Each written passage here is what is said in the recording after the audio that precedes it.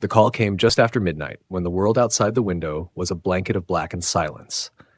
Detective Vincent Ward sat at his desk, nursing a bitter cup of coffee as the phone vibrated ominously on the wooden surface. Sleep wasn't something Vincent saw much of these days, and he didn't mind. Night calls rarely led to pleasant places, but the worst ones always held a certain pull, a mystery that gnawed at the edges of reality. "Ward here," he grunted into the receiver. "Detective, we need you at St. Helena's. Something strange is happening here." The voice on the line belonged to the hospital's administrator, Dr. Malcolm Groves. It wasn't what he said, but how he said it. Rushed, strained, afraid. Vincent grabbed his coat and headed into the night. Helena's was a relic of another era, a decaying stone giant that had once been a sanctuary, but now looked like a mausoleum. Its Gothic architecture loomed over Vincent as he stepped out of his car, a thick fog clinging to the ground like breath frozen in the air. Hospitals always made him uneasy, but this one was different. The place reeked of mildew and memories better left forgotten. Inside, the halls were deathly quiet except for the occasional drip of a leaking pipe.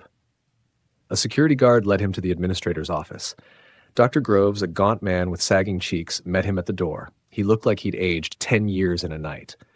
"Detective, thank you for coming." "I hear you've got a situation," Vincent said. "It's Nurse Claire." "Claire?" "Claire Whitaker, one of our best nurses, or she was until recently. She's become obsessed with the dead." Vincent raised a brow. "What does that mean exactly?" Groves rubbed his temples as though summoning the courage to speak. "She claims she's seen the dead. Not just seen them, spoken to them, proven their presence." Vincent's stomach twisted slightly. He'd heard similar tales before, grieving people losing their grip on reality, but something in Groves' eyes made him pause. "Show me." They found Claire in the basement, the oldest part of the hospital. It was an unfinished labyrinth of pipes and shadows where forgotten equipment gathered dust. Claire stood in front of an old gurney, her back to them. The beam of Vincent's flashlight caught the edge of her face as she turned. Her eyes were sunken, bloodshot, and yet she looked strangely serene. "You've come," she said softly. Her voice echoed against the walls. "Claire Whitaker?" Vincent stepped forward. "Are you here to see them?" she whispered. "See who?" "The ones who linger. They never left, detective. And they're so lonely." Vincent exchanged a glance with Groves. He'd dealt with unstable people before, but Claire's calm was chilling. "Claire, why don't you tell me what you've seen?" She gestured to the gurney. "They speak to me here. The ones who died in this hospital, so many of them. You can feel it if you listen. They don't understand why they're still here, why no one sees them." Vincent stepped closer. "And you see them?" Claire met his gaze with sudden intensity. "Yes. Would you like to see too?" Her hand moved quickly, pulling something from her pocket, a small handheld mirror. Before Vincent could react, she held it up to his face. For a moment, Vincent saw only himself. Then something shifted. The reflection behind him wavered like a ripple across water. Shapes appeared in the dark, figures half-formed, their features twisted in anguish. Dozens of them. Vincent's blood ran cold. He stumbled back, blinking hard, and the vision was gone. The mirror clattered to the ground. "What the hell is this?" he snapped, his voice hoarse. Claire picked up the mirror carefully. "Proof. They linger." Vincent spent the next hour scouring the hospital's records in Grove's office. Patient deaths had always been a reality here, but in the early 1900s the numbers were staggering, a consequence of a flu outbreak. The basement had been a makeshift morgue, hastily filled with bodies that had never been properly buried. "It's just stories," Groves said, though his voice lacked conviction. Vincent thought of the mirror and the faces he'd seen. Stories or not, something was very wrong. He returned to the basement alone, flashlight trembling in his hand. The air felt heavier now, pressing against his chest. Claire was gone, but the gurney remained. Vincent swept the beam of light across the walls, the pipes, the dark corners. The sound of a faint whisper made him freeze. "Detective?" The voice was fragile, like dry leaves rustling in the wind. Vincent turned sharply. There was no one there. "Who's there?" he demanded, though his voice was barely above a whisper. The temperature dropped. His breath clouded in front of him. In the beam of his flashlight, Vincent saw a shadow move, not along the walls, but independent of them. It stepped closer, taking the shape of a person. A man, his face pale and hollow, eyes sunken like Claire's. You see us now, it rasped. Vincent stumbled back, his flashlight shaking. More shadows began to emerge from the dark, men, women, children. Their bodies flickered like candle flames. Some reached for him, hands clawing at the air, their faces desperate and pleading. Why do you linger? Vincent choked out. We were forgotten, the shadow man said. No peace, no rest. Vincent felt a wave of icy grief wash over him. His mind screamed at him to run, but his feet wouldn't move. The shadows pressed closer, their whispers rising into a chorus of voices, each one a memory of loss. Help us, see us, remember us. Vincent shut his eyes and forced himself to speak. How? Let us be seen, the voices whispered in unison. Tell our story. Do not let us fade. Vincent opened his eyes and the basement was empty. The silence roared in his ears. The gurney stood where it always had, alone in the dark. By dawn, Vincent sat in his car outside St. Helena's, his hands trembling on the wheel. Claire had vanished, and Groves refused to speak of what had happened. The hospital carried on as though nothing had changed. But Vincent knew better. The dead never truly leave. They linger, in forgotten places, in the darkness between moments, waiting to be seen. And Vincent had seen them.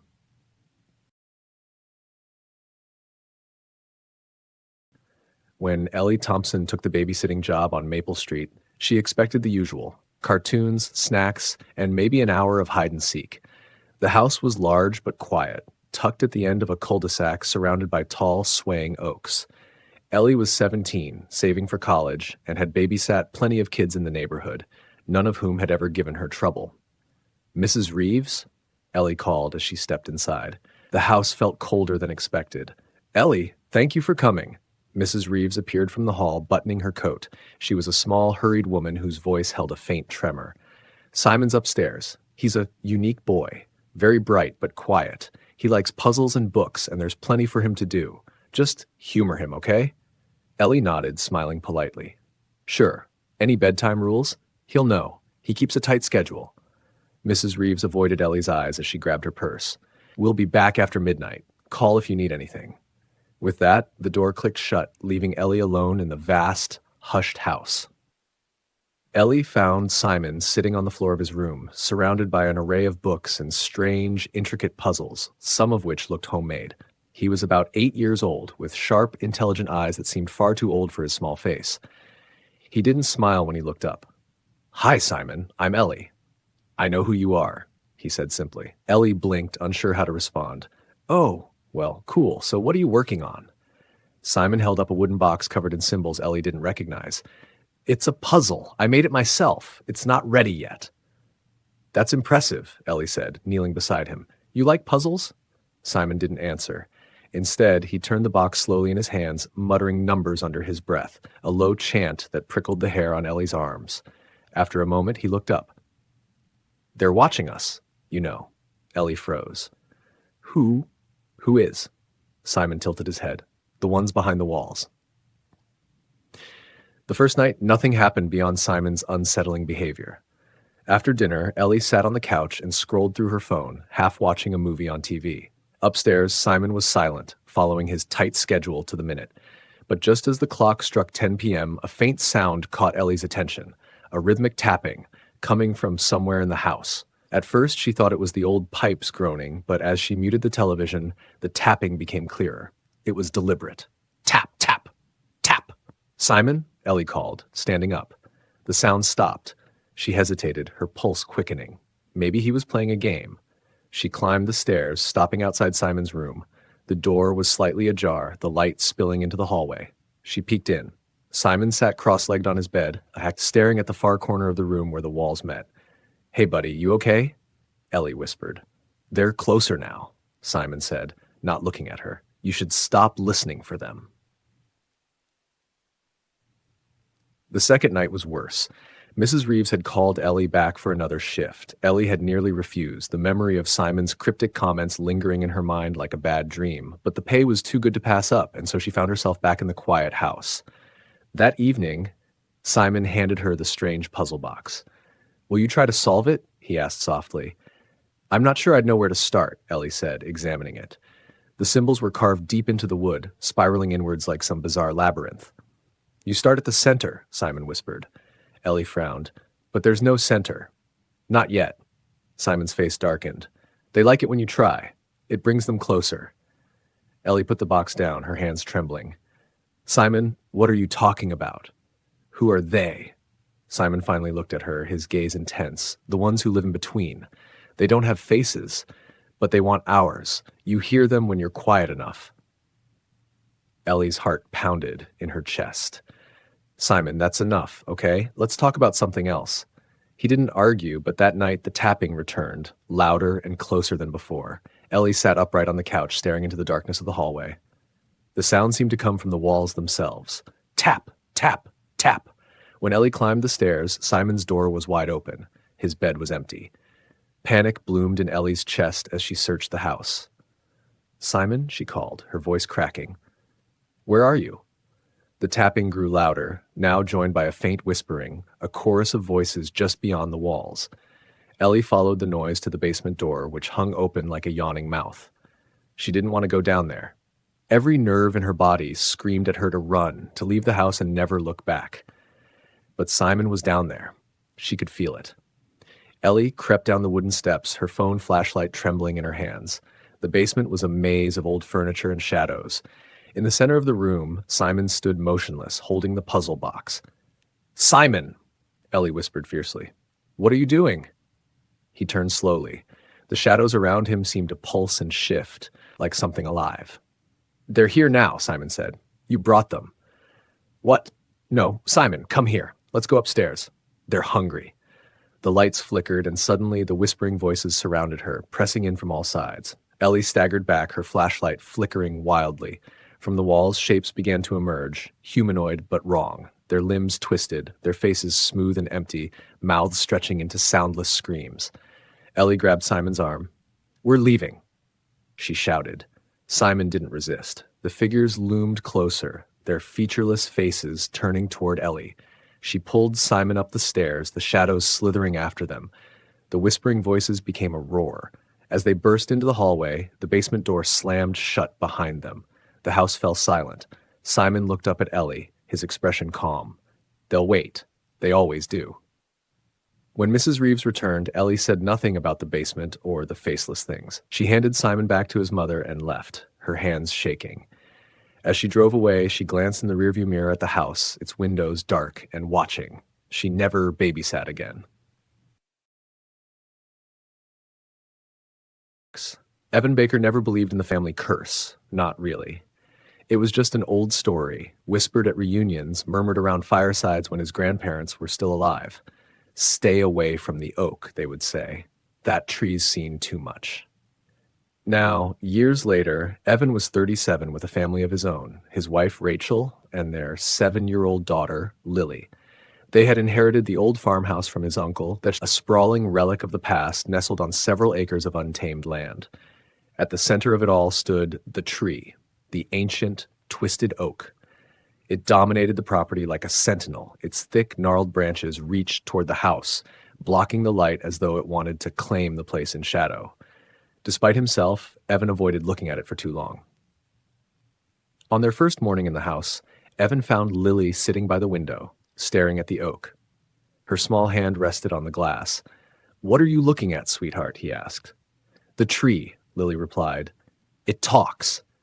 Evan's chest tightened. "What do you mean it talks?" Lily shrugged without looking away. "I hear it whispering at night. It says my name." Evan tried to laugh, though his throat felt dry. "You've got a big imagination, kiddo. It's just a tree. Trees can't talk." "Then why is there someone standing under it?" Evan froze. "What?" Lily pointed. "Right there, by the roots." He followed her gaze and squinted into the morning light. The roots of the oak twisted in and out of the ground like massive serpents, but the space beneath the branches was empty. "There's no one there, Lily." Lily frowned but didn't argue. She simply whispered, "You're not looking hard enough." That night, Evan found himself tossing and turning, Rachel's steady breathing beside him. Every creak of the old farmhouse set his teeth on edge. He glanced at the clock. 3:03 a.m. The air felt heavy, and then he heard it. Faint at first, like wind moving through the trees. A whisper. "Evan!" His blood went cold. He sat up, his heart pounding as he listened. Silence. The house seemed to hold its breath. Shaking it off as a bad dream, he slipped out of bed for a glass of water. As he walked past Lily's room, he paused. Her door was ajar and her small bed was empty. "Lily?" Evan hissed. A flicker of movement outside the window caught his eye. He crossed to it and stared in disbelief. Lily stood at the base of the oak tree, her white nightgown glowing faintly in the moonlight. She wasn't alone. Shadows clustered around her, humanoid in shape but unnaturally tall and thin. Their forms seemed to ripple as though made of smoke. Evan's stomach dropped. He bolted down the stairs and out the front door, the cold night air stinging his face. "Lily!" he yelled, running toward the tree. As he approached, the shadows receded, vanishing into the roots of the oak like water into cracks. Lily stood there, staring at him with vacant eyes. "Lily!" He knelt and grabbed her shoulders, shaking her gently. "What are you doing out here?" She blinked slowly, as if waking up. "They told me to come." "Who?" Lily's small finger pointed at the tree trunk. "The tall ones. They showed me where you left the marks." Evan frowned. "Marks? What marks?" Lily didn't answer. She simply turned and walked back toward the house, leaving him alone beneath the ancient oak. As Evan rose to his feet, he noticed something strange on the bark, a deep scratch, straight and deliberate. He brushed his fingers across it and stepped back. There wasn't just one scratch. There were dozens of them, tally marks. Over the next few days, things in the house grew stranger. Evan found Lily staring at the oak more often, her behavior becoming withdrawn and quiet. Rachel insisted it was just the stress of the move, but Evan wasn't so sure. The whispers returned every night, always at 3:03 a.m. Sometimes the voice sounded closer, as though it were in the room with him. Other times it came from outside, luring him toward the tree. He resisted the urge to look, afraid of what he might see. One afternoon, as Rachel ran errands, Evan decided to confront the tree. Armed with an old hatchet, he walked to the oak and stood beneath its sprawling branches. The air around it felt colder, and the faint scent of rot lingered in his nose. "You're just a tree," he muttered to himself. "That's all." He swung the hatchet, embedding the blade into the bark. For a moment, nothing happened. Then a low groan rippled through the ground, like something waking up. Evan stumbled back, his breath hitching. From the gash he'd made, black sap oozed down the trunk. He stared in horror as the sap spread, forming new tally marks right before his eyes. Each mark dripped like a fresh wound. A sudden whisper froze him in place. "You've always been ours, Evan." He spun around, but no one was there. When he turned back to the tree, he saw them, figures emerging from the roots, shadows with elongated limbs and empty, staring faces. They began to move toward the house. "No." Evan's voice shook. "You can't have her." He ran back, slamming the door shut behind him. From the window, he saw the figures stop just short of the porch, their eyeless faces turned toward the house, as if watching. That night, Evan sat at Lily's bedside as she slept. He held the hatchet in his lap, unable to shake the feeling that something was watching him. At exactly 3:03 a.m., Lily's eyes snapped open. "They're coming," she whispered. The whispers outside rose to a deafening pitch, the walls trembling as though the house itself were protesting. Evan grabbed Lily and ran to the basement, Freshford locking the door behind them. "Daddy, they're mad," Lily whimpered. Evan held her close. "They can't get in. I won't let them." The shadows seeped under the doorframe, pooling like ink on the concrete floor. Figures began to rise, their forms twisting and shuddering. Evan swung the hatchet wildly, but the blade passed through them, useless. "Why are you doing this?" Evan screamed. The shadows whispered as one. "You made the marks. You buried the fear. We are the legacy." Evan's mind reeled. The stories, the warnings, generations of bakers who had lived and died on this land, the tally marks, each one a soul claimed by the tree. His family's legacy. "Take me," Evan shouted. "Let her go." The figures paused, then sank back into the ground. Silence fell over the basement. Lily clung to her father as he trembled, his breaths ragged. The next morning, Rachel found Evan and Lily asleep on the basement floor. When she asked what had happened, Evan only said, "We're leaving. Today." They packed quickly and drove away, the oak tree shrinking in the rearview mirror. But as they turned the final corner, Lily spoke softly from the back seat. "Daddy? What, sweetheart? They said you can't run forever." Evan glanced in the mirror. For a split second, he thought he saw shadows moving in Lily's reflection, long and thin, waiting just beneath the surface.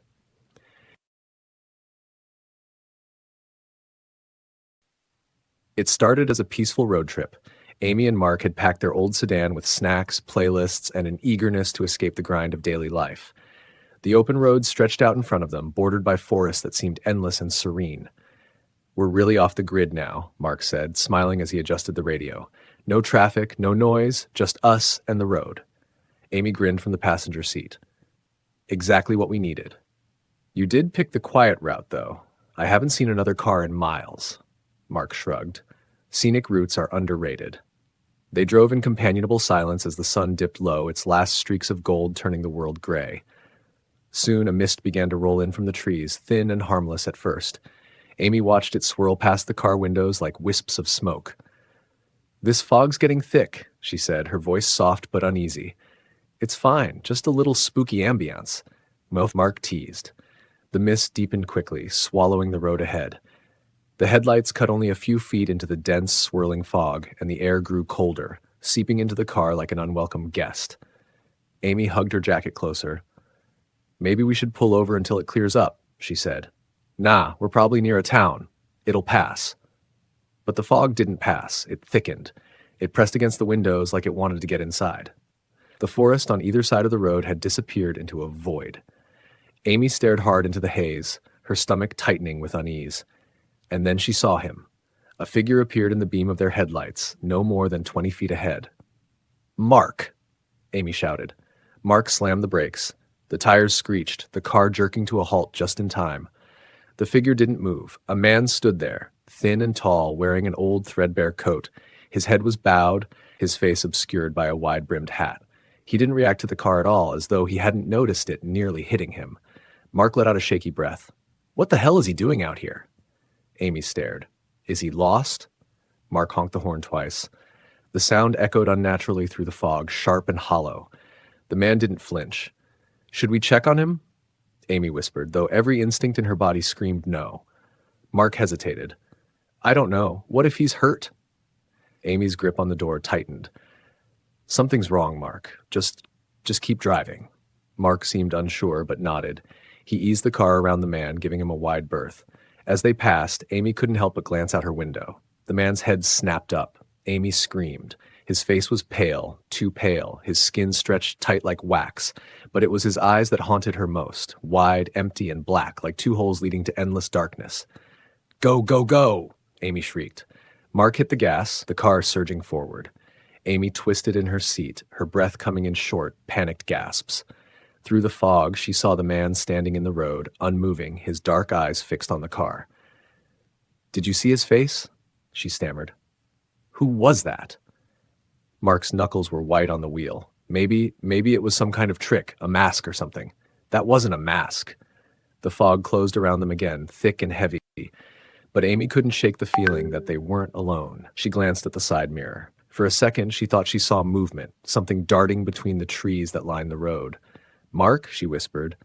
"I know," he said, his voice tight. "I don't like this either." The radio sputtered. Static hissed through the speakers. Amy reached out to turn it off, but the noise grew louder, rising to a sharp, shrieking pitch. And then the voice. "You shouldn't have stopped." Amy yanked her hand back as though burned. "Did you hear that?" Mark nodded, his face pale. "What the hell is happening?" A sharp thud hit the roof of the car. They both froze. Another thud, heavier this time, as if something large had dropped onto the roof. The sound of slow, deliberate footsteps echoed above them, pacing back and forth. Amy's chest tightened. "He's on the car." The footsteps stopped. There was a scraping noise like nails dragging along the metal. The hair on Amy's neck stood on end. "Don't stop," she whispered. "Whatever you do, don't stop." Mark's hands shook, but he kept his foot pressed to the gas. The car sped through the fog, but the noise above them grew louder. The scraping turned into pounding, fists slamming against the roof. Bam! Bam! The car jolted with each blow. Amy squeezed her eyes shut. "He's going to get in." The pounding stopped. Silence. Mark and Amy both let out shuddering breaths, their ears ringing from the sudden stillness. But then the backseat creaked. Amy turned her head slowly. In the reflection of the rearview mirror, she saw him. The pale man sat in the back seat, his head tilted unnaturally to one side. His dark eyes met hers. She screamed. Mark swerved, the car skidding off the road and into a ditch. The world spun as the car jolted to a stop. the windshield cracking. Amy's ears rang, her head throbbing. "Mark?" she gasped. Mark groaned, his forehead bleeding, but otherwise okay. He turned to Amy. "Are you—" "Don't look back," Amy hissed. But it was too late. Mark froze, his eyes fixed on the rearview mirror. The man was gone. The fog began to clear as they climbed out of the car, shaken and bruised. The forest loomed around them, silent and still. Mark checked the engine. It was dead. Amy stared back at the road. The fog was receding, thinning like smoke after a fire, but the man was nowhere to be seen. "Do you hear that?" Mark asked. Amy strained her ears. The forest was quiet. Too quiet.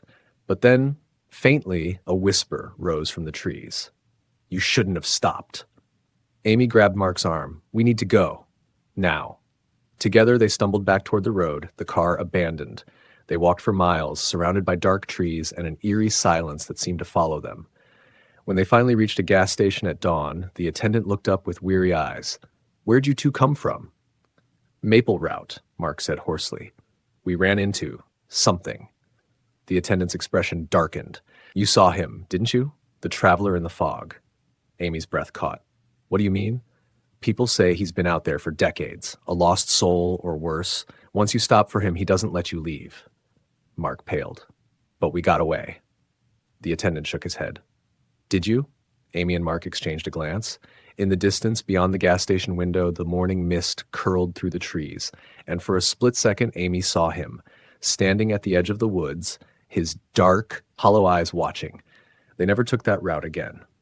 But sometimes, late at night, when the world was quiet and still, Amy swore she could hear footsteps pacing above her, followed by the faint sound of something scraping against the walls.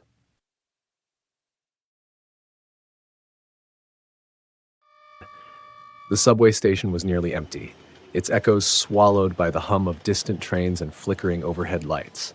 It was just past midnight, and I was heading home after a long shift at the office. The last train of the night rolled in with a tired screech, its metal doors opening like the jaws of some waiting creature. I stepped inside and scanned the car. It was mostly empty, save for one man slumped against the far corner, asleep, his hood pulled low over his face. The train was cold, the fluorescent lights buzzing softly above me. I settled into a seat near the middle and exhaled, relieved to finally sit down. As the doors closed, I heard it. Soft footsteps on the platform. I looked up. A woman was walking toward the train, her pace slow but deliberate. She wore an oversized gray coat that swished around her ankles. Her hair was long and black, hanging over her face like a curtain, and she carried nothing. No bag, no phone, just her presence. She stepped onto the train just as the doors hissed shut behind her. The air seemed to grow heavier. She didn't look at me, didn't even glance around the empty car. Instead, she walked slowly to the opposite end, her shoes making faint clicking sounds against the floor. She took a seat across from me, far enough away that I couldn't make out her face, though I couldn't see much anyway through that veil of hair. I stared down at my phone, pretending to scroll through emails, but I couldn't help sneaking glances. Something about her unsettled me. Maybe it was the way she sat, unnaturally straight, her hands resting perfectly still on her lap. She didn't fidget, didn't move at all. It was as though she were made of stone. The train lurched forward, and the tunnels swallowed us whole. Minutes passed in silence. I tried to ignore her, focusing on the rhythmic clatter of the train over the tracks. But then I noticed something strange. Her head was tilted down, her hair hanging forward, but I felt her looking at me. It's hard to explain. I couldn't see her eyes, yet I knew they were on me. My skin prickled with unease. I glanced up quickly, and for a split second, I could have sworn her head turned slightly, just enough to keep me in her line of sight. I looked away. "You're imagining things," I told myself. It was late. I was tired, that's all, but the feeling didn't fade. If anything, it grew stronger, like invisible hands pressing on my chest. I glanced over again, this time holding my gaze a bit longer. She hadn't moved, not a single inch. Her hands still rested on her lap. Her head was still tilted forward. But then I noticed something chilling. Her shoes, the tips of her shoes, were pointed toward me. I didn't remember that. When she boarded, she had sat facing straight ahead. I was sure of it. Had she turned? I tried to tell myself it was just the rumbling of the train, but my pulse quickened. Something was wrong. The sleeping man in the corner shifted, grunting softly. I thought about waking him, just so I wouldn't feel so alone. But before I could move, the train's lights flickered. The car plunged into darkness for half a second. When the lights came back on, I froze. The woman was closer. She was now sitting one row ahead of her previous spot, directly across the aisle from me. Her head was still tilted, her hair still covering her face. My heart pounded against my ribs. I hadn't heard her move. I hadn't felt the train stop. And yet, there she was. I swallowed hard and turned my gaze to the floor. My mind raced for an explanation. Maybe I had dozed off and missed her moving. That had to be it. The lights flickered again. Darkness. When they came back, my breath caught in my throat. She was closer. One row closer. This time, I couldn't deny it. My fingers gripped the edge of the seat. She was just a few feet away now, her hands still perfectly still, her face still hidden. Her shoes pointed directly at me. "Hey," I said, my voice cracking. She didn't move. "Hey, what's your problem?" I tried again, louder this time. Silence. The train's rattle felt deafening in my ears. I looked to the sleeping man, desperate for some kind of help. But he hadn't stirred. He was slumped forward, motionless. Too motionless. "Hey!" I yelled. He didn't move. I rose from my seat, panic bubbling in my chest. I took a step toward him, keeping the woman in my peripheral vision. My legs felt heavy, like I was walking through deep water. "Sir?" I whispered, reaching out to touch his shoulder. The moment my fingers made contact, his body collapsed. His hood fell back to reveal an empty, shadowed face, a hollow void where his features should have been. I stumbled backward, a scream caught in my throat. The lights flickered. Darkness. When they returned, the woman was standing. She was less than a foot away. Her head was still bowed, her hair brushing the tips of her shoes. But her hands had changed. They were no longer resting on her lap. They hung at her sides, twisted and claw-like, the fingers impossibly long. I couldn't move. My feet were glued to the floor. Slowly, the woman's head began to lift. The hair parted, strand by strand. I didn't want to see, but I couldn't look away. Her face, oh God, her face! There was nothing there. Her skin was smooth and featureless, like a doll's, except for her mouth. A thin, impossibly wide grin split her face open, stretching from cheek to cheek. The train screeched violently, the sound like nails on a chalkboard. I clamped my hands over my ears as the woman took a step closer, the grin stretching even wider. "You shouldn't be here," she whispered. Her voice wasn't hers. It sounded like dozens of voices layered on top of each other, some soft, some screaming. I closed my eyes. This isn't real. This isn't real. The train jolted to a stop. I felt it lurch, felt my body thrown forward. The lights exploded into darkness. When I opened my eyes, I was lying on the platform outside the train. The night air was cool, the platform empty. The train doors were shut, and through the windows I saw the car was empty. The woman was gone. I staggered to my feet, my breath ragged. Had I imagined it? Had I fallen asleep and dreamed the whole thing? I turned to leave, desperate to escape the station. But as I started up the stairs, I heard it. The faint sound of footsteps, soft and deliberate, following behind me. I didn't dare look back.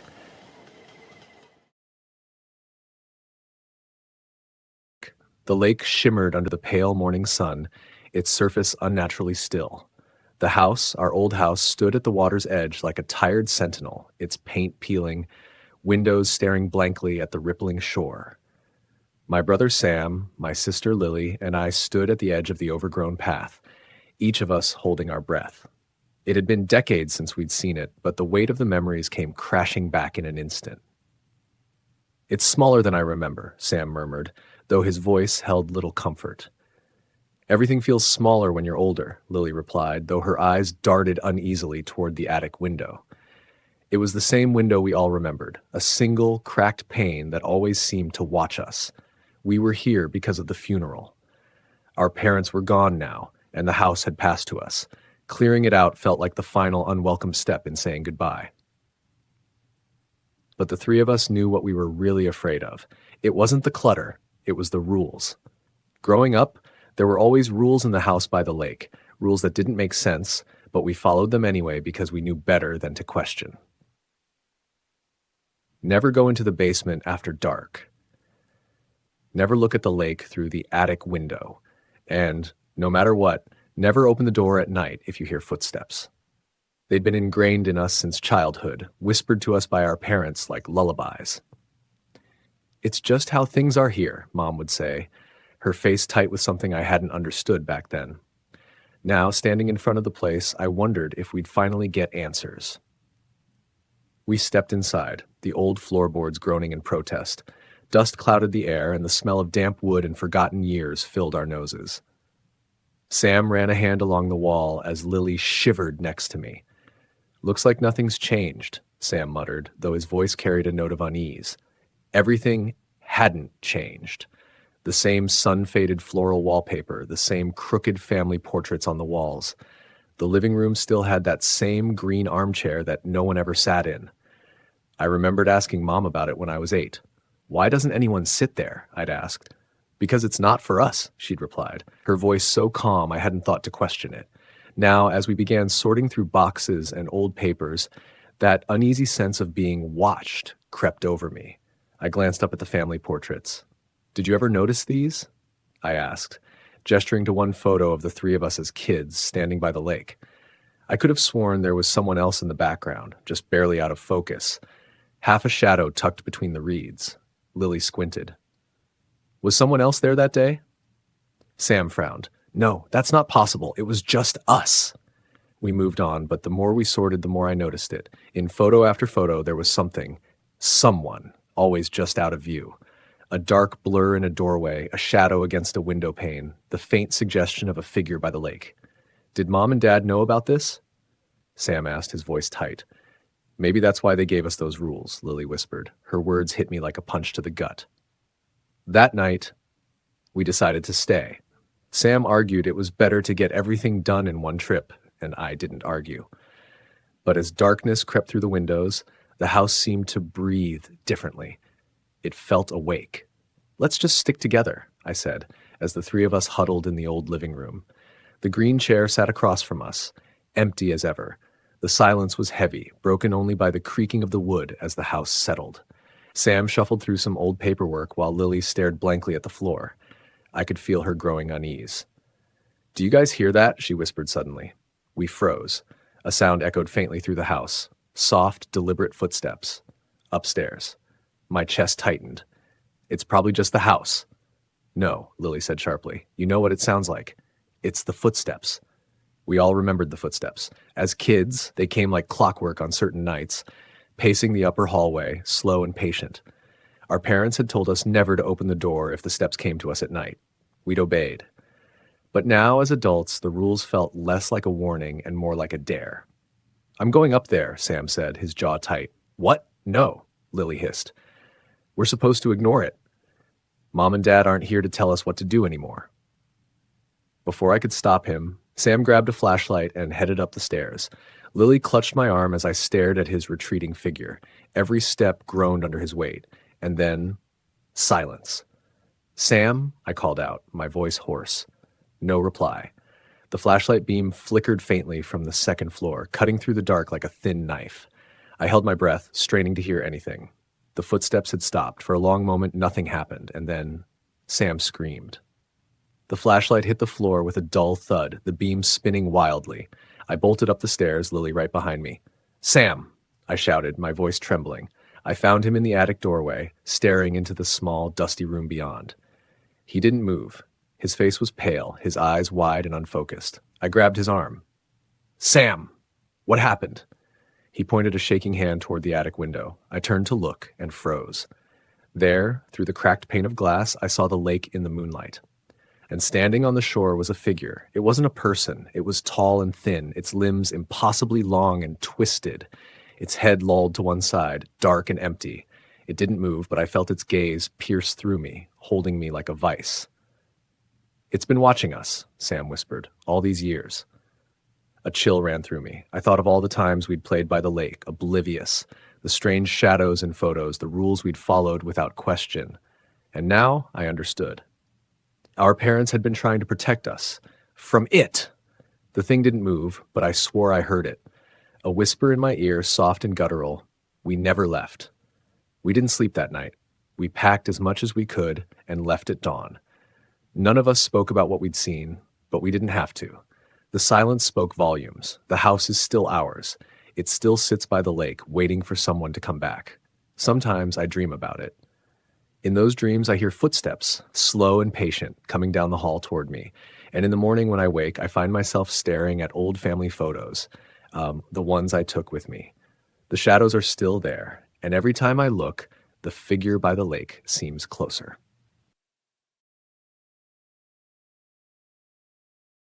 It was just another job, or so I thought. I'd been a home inspector for nearly 20 years, walking through more attics and basements than I could count. You get used to strange noises and the feeling of being watched. Old houses groaned, pipes knocked, and wind whispered through the walls. There was always an explanation. This particular inspection came on a Friday evening. A realtor called last minute about a remote property near the woods, an old Victorian home that had been sitting empty for years. The buyers are anxious, she'd said. They want a full report by morning. I was tired, but the pay was good, so I agreed. By the time I arrived, the sun had dipped below the trees, leaving only a dim glow across the sky. The house loomed ahead, a hulking shape of weathered wood and cracked paint. It sat isolated at the edge of the forest, with no neighbors for miles.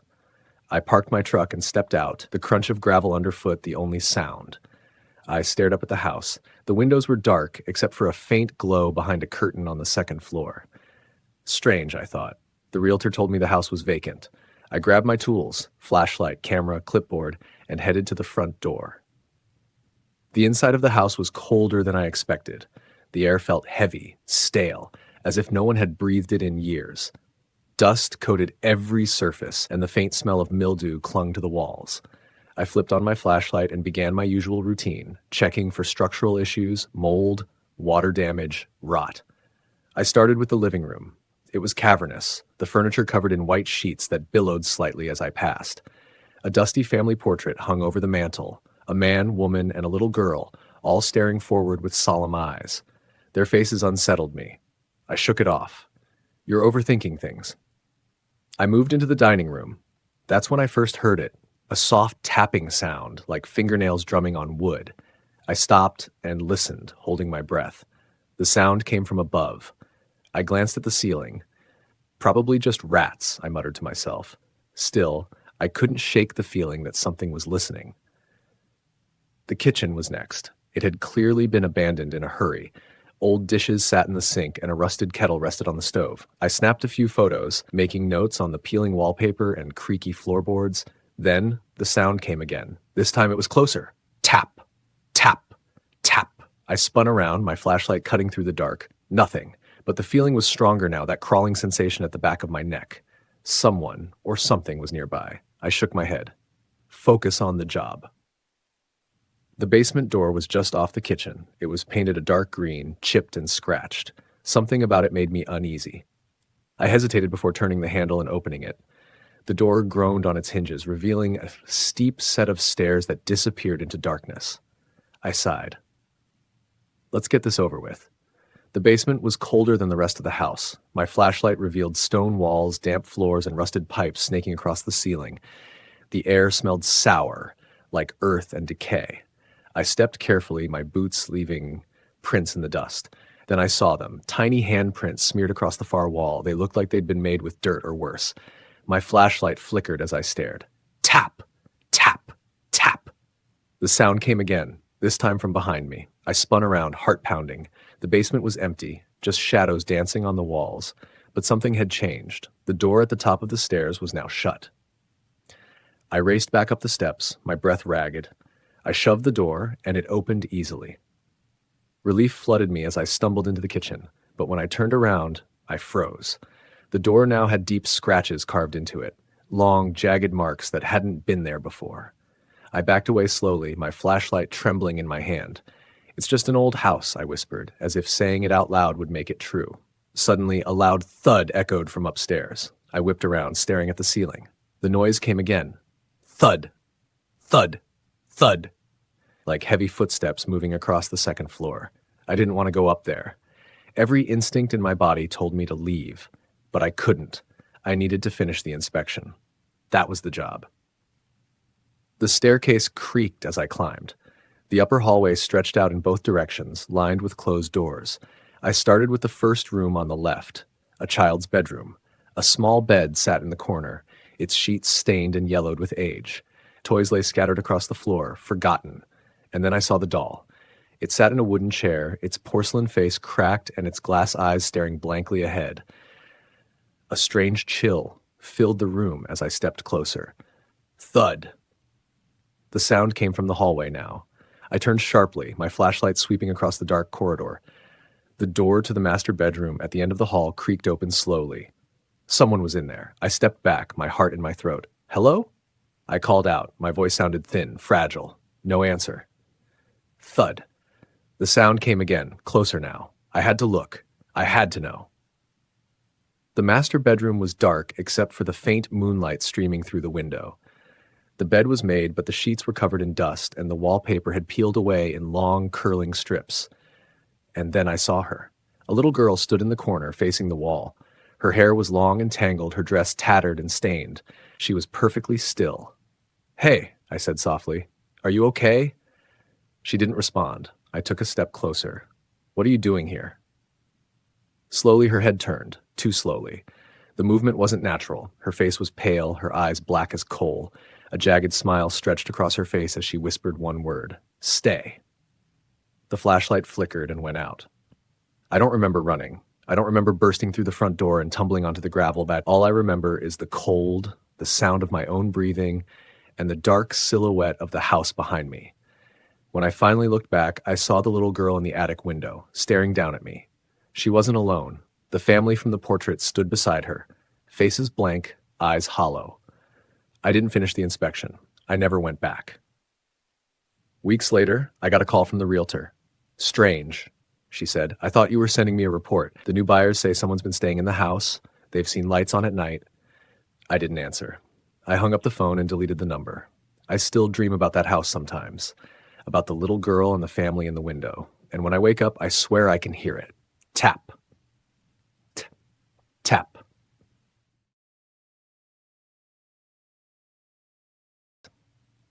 It began with a campfire. The flames crackled in the dark, their orange glow dancing across our faces as sparks drifted up into the night sky. We were in my Uncle Carlos's backyard, surrounded by desert scrub and the faint scent of mesquite smoke.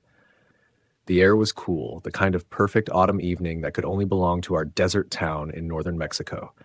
It was National Hispanic Heritage Month, and my family had gathered to share stories of traditions, recipes, and memories that carried generations of our bloodline.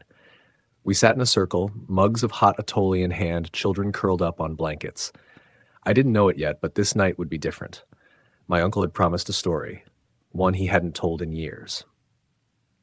Mijo, Uncle Carlos said, pointing a long finger at me.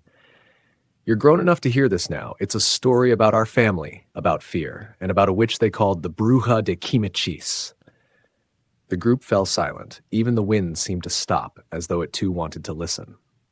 Quimichis was a small village, tucked deep in the hills where even sunlight seemed to struggle.